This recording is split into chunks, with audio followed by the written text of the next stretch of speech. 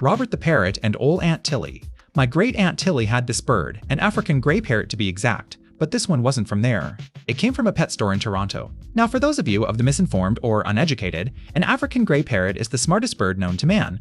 On average, they possess the mental prowess and vocabulary of a Sesame Street-deprived 10-year-old human or 2 fully grown conservative American voters. This bird was no exception to the avian rule. The only issue was that this bird in particular had a cussing problem and absolutely no shame at all. Somehow, living with Aunt Tilly all those years, it developed a vocabulary not unlike that of a salty New England sailor of an era gone by. It knew every swear word and cuss word under the sun. It knew the man from Nantucket poem frontwards, backwards, and in Nepalese.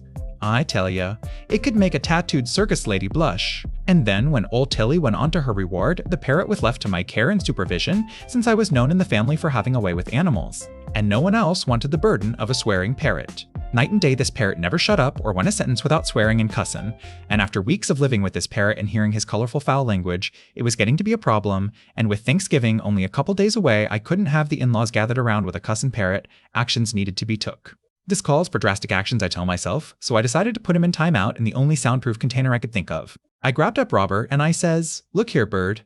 I am a good Christian man and I cannot sanction your buffoonery. I may be a lot of things, but I'm no heathen, and no bird under my roof will use the good Lord's name in vain or use such vulgar words." I then gently shoved him inside the freezer and shut the door. But after a couple of hours, I began to feel bad for punishing Robert. After all, Africa was a warm climate and a freezer was not. It probably wasn't too good for his immune system.